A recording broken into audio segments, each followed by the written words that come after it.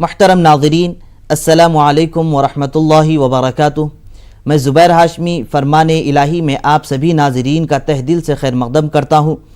ناظرین، کل ہم نے سورہ آل عمران کی تلاوت اور اس کا ترجمہ مکمل کیا اور سورہ نساء کی ابتدائی 5 آیتوں کی تلاوت اور اس کا ترجمہ سننے کا بھی شرف حاصل کیا۔ آج ہم سورہ نساء کی آیت نمبر 6 سے 20 تک تلاوت اور اس کا ترجمہ سنیں گے۔ کل ہم نے سورہ نساء کے متعلق یہ جانا کہ یہ کتنی اہمیت والی صورت ہے اور اس کے متعلق بے شمار احادیث فضائل میں بیان کیے گئے ہیں۔ امام بیہقی رحمۃ اللہ علیہ نے حضرت ام المؤمنین عائشہ صدیقہ رضی اللہ تعالی عنہا سے یہ روایت کی ہے کہ جس کسی شخص نے قرآن پاک کے ان 7 صورتوں کو مکمل طور پر یاد کر لے گا تو وہ بہت بڑا عالم ہے۔ تو وہ 7 صورتیں یہ ہیں کہ سورہ بقرہ، سورہ آل عمران، سورہ نساء، سورہ مائدہ، سورہ انعام، سورہ اعراف، سورہ انفال۔ اسی طریقے سے اس سورہ مبارکہ میں عورتوں کے اور یتیم بچوں کے متعلق بیان کیا گیا، اور اس میں یتیم بچے، عورتیں اور مظلوم لوگوں کے متعلق ان کے جو حقوق ہیں اس سورہ مبارکہ میں نازل کیا گیا، اور یہ بتلایا گیا کہ ان کے حقوق کو کس طرح ادا کریں۔ اور یہ بھی بتلایا گیا ہے کہ جو لوگ یتیموں پر ظلم کرتے ہیں، یتیموں کا مال ہڑپ کر لیتے ہیں اور عورتوں کی میراث جو ملنے والی ہے اس کو چھین لیتے ہیں اور اس پر قابض ہو جاتے ہیں، تو اس سورہ مبارکہ میں یہ بتلایا گیا کہ اس طریقے سے کرنا ایک بہت بڑا گناہ ہے، اور جو کوئی بندہ اس طریقے سے کام کرے گا تو یقیناً وہ اپنے پیٹوں میں آگ جمع کرے گا اور قیامت کے دن اس کو دوزخ میں داخل کیا جائے گا۔ اور اس سورہ مبارکہ میں میراث کے تعلق سے یہ بیان کیا گیا کہ مرد کو کتنا میراث ملے گا اور عورت کو کتنا ملے گا، اور یہ دونوں کتنے میراث میں حقدار بنیں گے۔ اور یہ بھی بتلایا گیا کہ اللہ سبحانہ وتعالی نے یہ ارشاد فرمایا کہ جو کوئی آدمی اللہ کے یہ بتائے ہوئے اصولوں پر اگر عمل کرے گا تو یقیناً وہ آدمی کامیاب و کامران ہو جائے گا اور اس کا ٹھکانہ جنت ہے۔ اس کے برعکس اگر کوئی آدمی ان اصولوں کے خلاف کام کرے گا اور اللہ نے جو طریقہ بتلایا ہے اگر اس کی خلاف ورزی کرے گا تو اس کے لیے ٹھکانہ دوزخ ہو جائے گا اور اس کے لیے ذلت و رسوائی والی سزا مقرر کی گئی ہے۔ اس کے بارے میں ایک حدیث ہے، حضرت انس رضی اللہ عنہ یہ بیان فرماتے ہیں کہ جو کوئی آدمی اس دنیا میں یتیم کے مال کو چھین لے گا اور عورتوں کی میراث پر ناجائز قبضہ کر لے گا تو اس کا ٹھکانہ دوزخ ہو جائے گا۔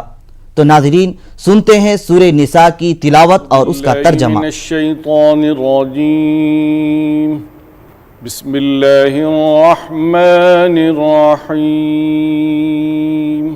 شروع کرتا ہوں اللہ کے نام سے جو بڑا مہربان نہایت رحم والا ہے۔ وَابْتَلُوا الْيَتَامَى حَتَّى إِذَا بَلَغُوا النِّكَاحَ فَإِنْ آنَسْتُمْ مِنْهُمْ رُشْدًا فَادْفَعُوا إِلَيْهِمْ أَمْوَالَهُمْ وَلَا تَأْكُلُوهَا إِسْرَافًا وَبِدَارًا أَنْ يَكْبَرُوا وَمَنْ كَانَ غَنِيًّا فَلْيَسْتَعْفِفْ وَمَنْ كَانَ فَقِيرًا فَلْيَأْكُلْ بِالْمَعْرُوفِ فَإِذَا دَفَعْتُمْ إِلَيْهِمْ أَمْوَالَهُمْ فَأَشْهِدُوا عَلَيْهِمْ وَكَفَى بِاللَّهِ حَسِيبًا۔ صدق اللہ العظیم۔ اور یتیموں کی سمجھ بوجھ کو آزماتے رہو یہاں تک کہ وہ نکاح کی عمر کو پہنچ جائیں، پھر اگر تم ان کے اندر اہلیت پاؤ تو ان کے مال ان کے حوالے کر دو۔ ایسا کبھی نہ کرنا کہ حد انصاف سے تجاوز کر کے اس خوف سے ان کے مال جلدی جلدی کھا جاؤ کہ وہ بڑے ہو کر اپنے حق کا مطالبہ کریں گے۔ یتیم کا جو سرپرست مالدار ہو وہ پرہیزگاری سے کام لے، اور جو غریب ہو وہ معروف طریقے سے کھائے۔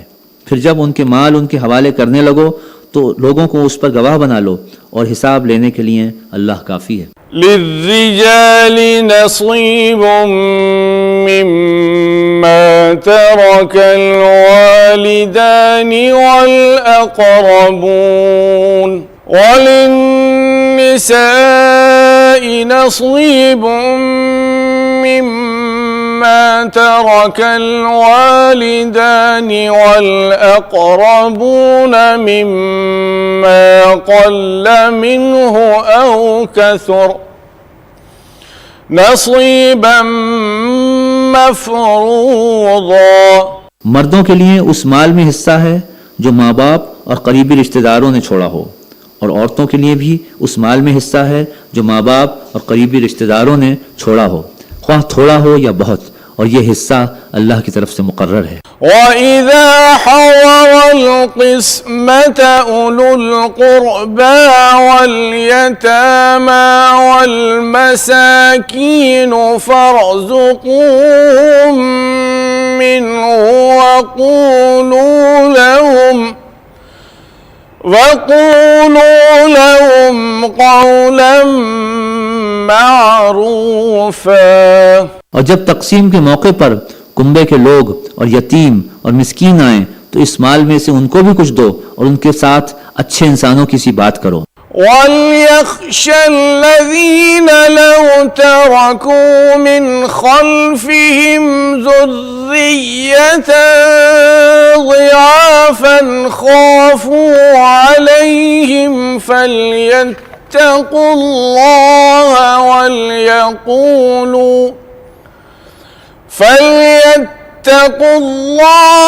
وَلْيَقُولُوا قَوْلًا سَدِيدًا. لوگوں کو اس بات کا خیال کر کے ڈرنا چاہیے کہ اگر وہ خود اپنے پیچھے بے بس اولاد چھوڑتے تو مرتے وقت انہیں اپنے بچوں کے حق میں کیسے کچھ اندیشے لاحق ہوتے. بس چاہیے کہ وہ خدا کا خوف کریں اور راستی کی بات کریں. سورہ نساء کی تلاوت اور اس کے ترجمے کا تسلسل جاری رہے گا. ہم لیتے ہیں یہاں ایک چھوٹا سا وقفہ.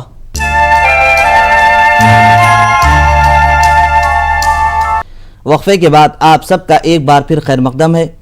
ناظرین، آج جن آیتوں کی تلاوت کی جا رہی ہے ان میں میراث کے احکامات بتلائے جا رہے ہیں کہ اگر کوئی مالدار انسان مر جائے تو اس کی میراث اس کے خاندان کے کون سے افراد کو کتنی مقدار میں ملے گی. اور ان آیتوں میں ایک اور بات کی طرف بھی یہ اشارہ کیا جا رہا ہے کہ اگر کوئی آدمی مر جائے گا تو مال و دولت اس کے کام نہیں آئے گی. یعنی جیسے ہی جسم سے روح نکل جائے گی تو اب وہ اس نے زندگی میں جتنا مال و دولت کمایا تھا تو وہ کام اس کو مرنے کے بعد نہیں آئے گی. ہاں البتہ اس دولت کے ذریعے اگر وہ کوئی نیک کام کیا ہو جو اللہ اور اس کے رسول صلی اللہ علیہ وسلم کی خوشنودی حاصل کرنے کے لیے کیا تو یقیناً وہ چیز اس کے لیے کام آ سکتی ہے. اور اسی طریقے سے اگر وہ آدمی اپنی ایسی اولاد کو چھوڑ کر گیا ہو جو صالح نیک ہو تو یہ اولاد مرنے کے بعد اس کو ثواب پہنچاتی ہے. اور اسی طریقے سے اگر وہ آدمی اپنے بڑوں کے ساتھ صحیح رہا، چھوٹوں کے ساتھ شفقت کے ساتھ پیش آیا تو یقیناً یہ بھی ثواب کا کام ہے اور اس کے ذریعے اس کو مرنے کے بعد مدد مل سکتی ہے. تو اب ہمیں اس میں یہ پتہ چل رہا ہے کہ مال و دولت ہم کو اپنی زندگی تک ہی کام آئے گی، مرنے کے بعد یہ کام نہیں آئے گی. ہاں اپنے بڑوں کی اور بزرگوں کی دعائیں ہمارے ساتھ کام آ سکتی ہے، اور جو ہم مال کے ذریعے اللہ کی راہ میں خیرات کرتے ہیں، لوگوں کی مدد کرتے ہیں تو یقیناً اس کا ثواب ہمیں مرنے کے بعد ضرور ملتا ہے. تو ناظرین، ہم اس بات کی پیش نظر رکھیں کہ ہم بھی اپنے مال و دولت کے ذریعے اللہ کی راہ میں کچھ نہ کچھ خیرات کریں، کیونکہ ہماری جو مرنے کے بعد زندگی ہے وہ بہتر سے بہتر ہو سکے. تو چلیے ایک بار پھر سنتے ہیں سورہ نساء کی تلاوت اور اس کا ترجمہ. إن الذين يأكلون أموال اليتامى ظلما إنما يأكلون في بطونهم نارا وسيصلون سعيرا. جو لوگ ظلم کے ساتھ یتیموں کے مال کھاتے ہیں در حقیقت وہ اپنے پیٹ میں آگ بھر رہے ہیں اور وہ ضرور جہنم کی بھڑکتی ہوئی آگ میں جھونکے جائیں گے. يوصيكم الله في أولادكم للذكر مثل حظ الأنثيين فإن كن نساء فوق اثنتين فلهن ثلثا ما ترك، وإن كانت واحدة فلها النصف ولأبويه لكل واحد منهما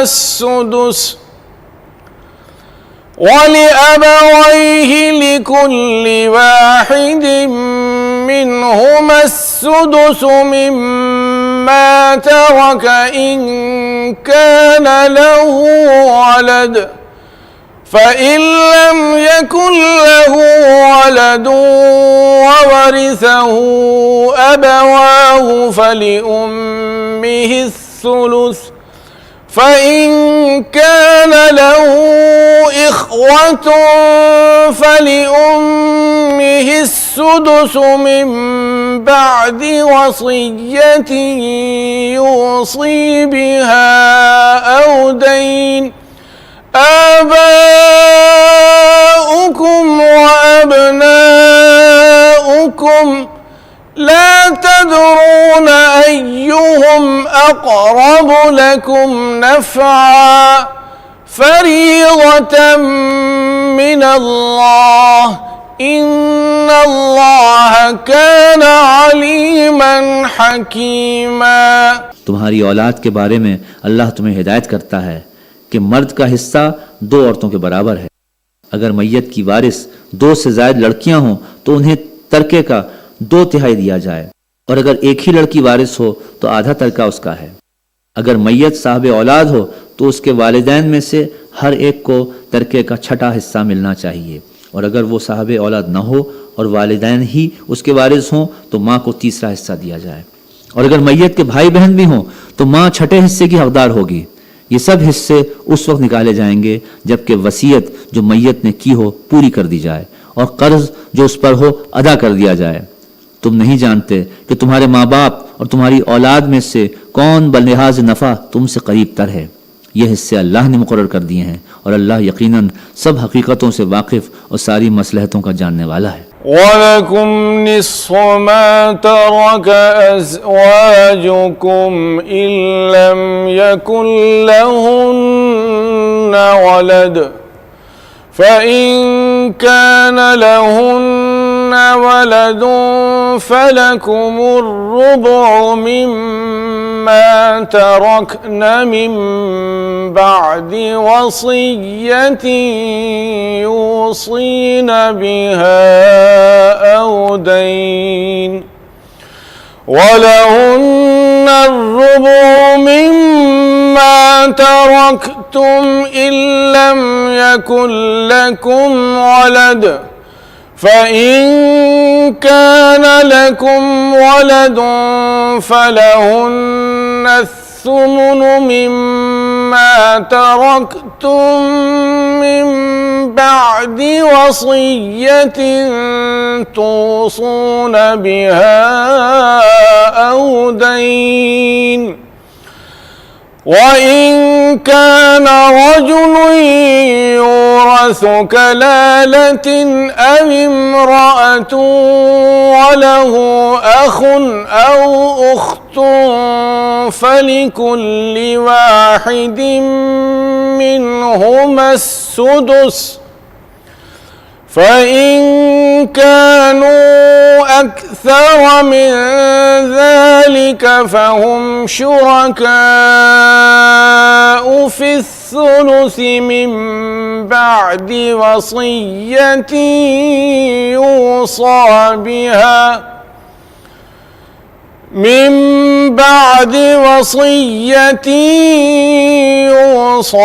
بِهَا أَوْ دَيْنٍ غَيْرَ مُضَارٍّ وَصِيَّةً مِّنَ اللَّهِ وَاللَّهُ عَلِيمٌ حَلِيمٌ. اور تمہاری بیویوں نے جو کچھ چھوڑا ہو اس کا آدھا حصہ تمہیں ملے گا اگر وہ بے اولاد ہوں، ورنہ اولاد ہونے کی صورت میں ترکے کا 1/4 حصہ تمہارا ہے جبکہ وصیت جو انہوں نے کی ہو پوری کر دی جائے اور قرض جو انہوں نے چھوڑا ہو ادا کر دیا جائے، اور وہ تمہارے ترکے میں سے چوتھائی کی حقدار ہوں گی اگر تم بے اولاد ہو، ورنہ صاحب اولاد ہونے کی صورت میں ان کا حصہ 8واں ہوگا، بعد اس کے کہ جو وصیت تم نے کی ہو وہ پوری کر دی جائے اور جو قرض تم نے چھوڑا ہو وہ ادا کر دیا جائے۔ اور اگر وہ مرد یا عورت جس کی میراث تقسیم طلب ہے بے اولاد بھی ہو اور اس کے ماں باپ بھی زندہ نہ ہو مگر اس کا ایک بھائی یا ایک بہن موجود ہو تو بھائی اور بہن ہر ایک کو چھٹا حصہ ملے گا، اور بھائی بہن ایک سے زیادہ ہوں تو کل ترکے کا 1/3 میں وہ سب شریک ہوں گے، جبکہ وصیت جو کی گئی ہو پوری کر دی جائے اور قرض جو میت نے چھوڑا ہو ادا کر دیا جائے، بشرطے کہ وہ نقصان دہ نہ ہو۔ یہ حکم ہے اللہ کی طرف سے، اور اللہ دانا اور بینا اور نرم خو ہے۔ سورہ نساء کی آیتوں کی تلاوت اور اس کا ترجمہ جاری رہے گا۔ ہم لوٹ کر آتے ہیں ایک چھوٹے سے وقفے کے بعد۔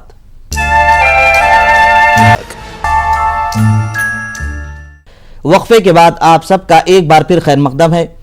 ناظرین، سورہ نساء کی آیت نمبر 17 اور 18 میں توبہ کے متعلق بیان کیا جا رہا ہے کہ توبہ کس شخص کی قبول ہوتی ہے۔ سب سے پہلے ہم توبہ کا مطلب جان لیں گے کہ توبہ کا مطلب یہ ہوتا ہے کہ آدمی سے اگر کوئی گناہ سرزد ہو جائے، پھر اسے یہ احساس ہو جائے کہ فلاں وقت مجھ سے یہ گناہ ہوا ہے، تو اللہ کی بارگاہ میں حاضر ہو جائے اور اپنے اس گناہ پر ندامت کا اظہار کرتے ہوئے یہ کہے کہ اے مولا، مجھ سے یہ گناہ صادر ہوا ہے، تو اس گناہ کو معاف فرما دے اور آئندہ سے ایسا کوئی گناہ نہ کروں گا۔ تو یہ ہے توبہ کی قبولیت۔ اور اللہ سبحانہ وتعالی نے توبہ کی قبولیت ان لوگوں کے لیے مقرر فرمائی ہے جو لوگ انجانے میں غلطی کر بیٹھتے ہیں اور دوبارہ نہ کرنے کا عزم کر لیتے ہیں۔ تو ناظرین، یہ توبہ کے تعلق سے بیان کیا گیا۔ چلیے ایک بار پھر سورہ نساء کی آج کی بچی ہوئی آیتوں کی تلاوت اور اس کا ترجمہ سنتے ہیں۔ تلك حدود الله ومن يطع الله ورسوله يدخله جنات تجري من تحتها الأنهار ومن يطع الله ورسوله يدخله جنات تجري من تحتها الأنهار خالدين فيها وذلك الفوز العظيم۔ یہ اللہ کی مقرر کی ہوئی حدیں ہیں۔ جو اللہ اور اس کے رسول کی اطاعت کرے گا اسے اللہ ایسے باغوں میں داخل کرے گا جن کے نیچے نہریں بہتی ہوں گی، اور ان باغوں میں وہ ہمیشہ رہے گا، اور یہی بڑی کامیابی ہے۔ ومن يعص الله ورسوله ويتعد حدوده يدخله نارا خالدا فيها وَلَهُ عَذَابٌ مُّهِينٌ۔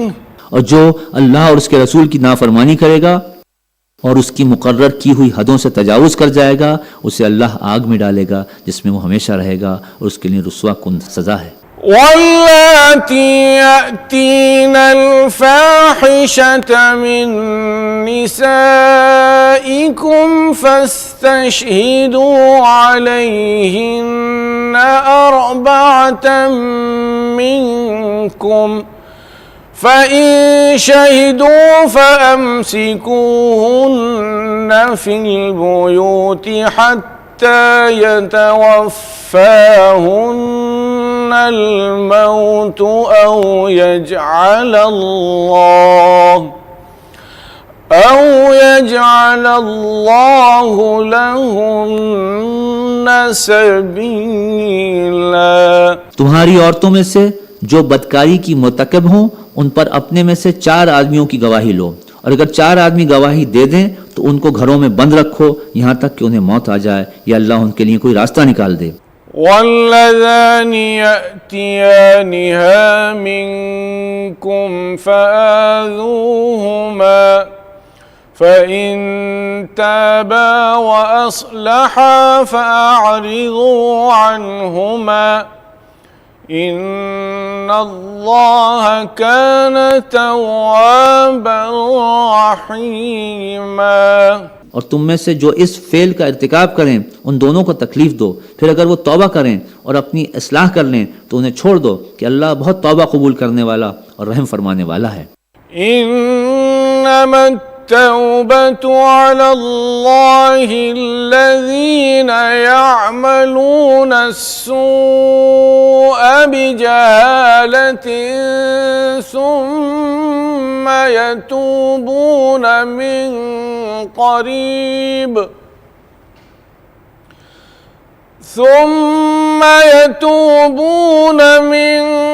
قريب فأولئك يتوب الله عليهم وكان الله عليما حكيما۔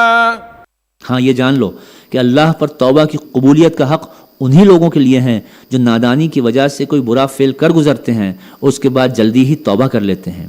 ایسے لوگوں پر اللہ اپنی نظر عنایت سے پھر متوجہ ہو جاتا ہے، اور اللہ ساری باتوں کی خبر رکھنے والا اور حکیم و دانا ہے۔ وَلَيْسَتِ التَّوْبَةُ لِلَّذِينَ يَعْمَلُونَ السَّيِّئَاتِ حَتَّى إِذَا حَضَرَ أَحَدَهُمُ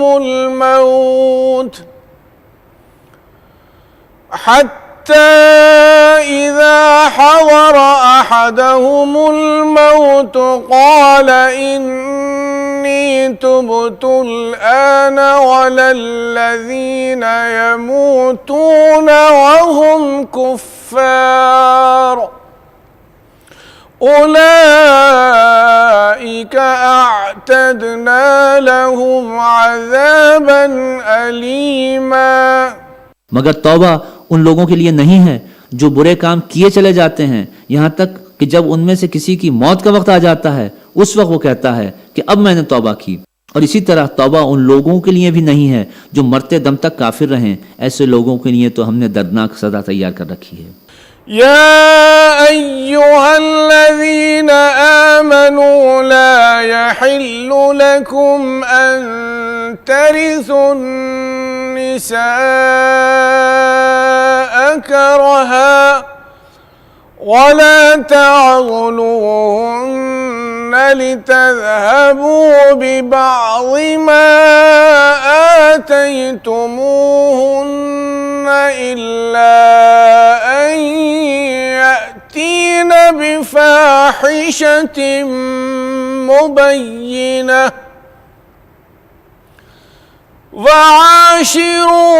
وعاشروهن بالمعروف فإن كرهتموهن فعسى أن تكرهوا شيئا ويجعل الله فيه خيرا كثيرا۔ اے لوگو جو ایمان لائے ہو، تمہارے لیے یہ حلال نہیں ہے کہ زبردستی عورتوں کے وارث بن بیٹھو، اور نہ یہ حلال ہے کہ انہیں تنگ کر کے اس مہر کا کچھ حصہ اڑا لینے کی کوشش کرو جو تم انہیں دے چکے ہو۔ ہاں اگر وہ کسی صریح بد چلنی کی مرتکب ہوں تو ضرور تمہیں تنگ کرنے کا حق ہے، ان کے ساتھ بھلے طریقے سے زندگی بسر کرو۔ اگر وہ تمہیں ناپسند ہوں تو ہو سکتا ہے کہ ایک چیز تمہیں پسند نہ ہو مگر اللہ نے اس میں بہت سی بھلائی رکھ دی ہو۔ وَإِنْ أَرَدْتُمُ اسْتِبْدَالَ زَوْجٍ مَكَانَ زَوْجٍ وَآتَيْتُمْ إِحْدَاهُنَّ قِنطَارًا فَلَا تَأْخُذُوا مِنْهُ شَيْئًا أَتَأْخُذُونَهُ بُهْتَانًا وَإِثْمًا مُبِينًا۔ اور اگر تم ایک بیوی کی جگہ دوسری بیوی لے آنے کا ارادہ ہی کر لو تو خواہ تم نے اسے ڈھیر سا مال ہی کیوں نہ دیا ہو، اس میں سے کچھ واپس نہ لے لینا۔ اللہ رب العزت سے دعا ہے کہ ہم سب کو قرآن پاک کے احکامات پر بخوبی عمل کرنے کی توفیق نصیب فرمائے۔ کل ہم انشاءاللہ دوبارہ اسی وقت سورہ نساء کی تلاوت اور اس کے ترجمے کے ساتھ حاضر رہیں گے۔ تب تک کے لیے ہمیں اور ہماری پوری ٹیم کو اجازت دیں. خدا حافظ.